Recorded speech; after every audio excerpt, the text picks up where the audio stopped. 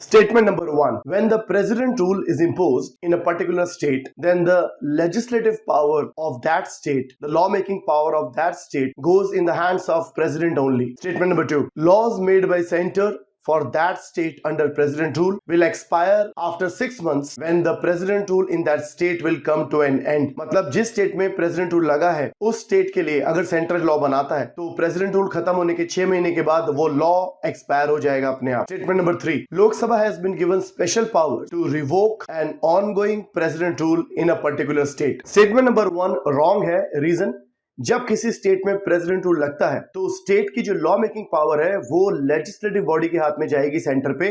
मतलब वो law making power parliament के पास जाएगी. प्रेसिडेंट सिर्फ अनाउंस करते हैं कि अब इस स्टेट की जो लॉ मेकिंग पावर है वो पार्लियामेंट के हाथ में जा चुकी है. पार्लियामेंट बाद में ये पावर डेलीगेट कर सकते हैं प्रेसिडेंट को, वो एक अलग बात है. मगर ये बोलना कि उस स्टेट की लॉ मेकिंग पावर प्रेसिडेंट के हाथ में जाएगी ये गलत है. कॉन्स्टिट्यूशनली वो जाएगी पार्लियामेंट के हाथ में.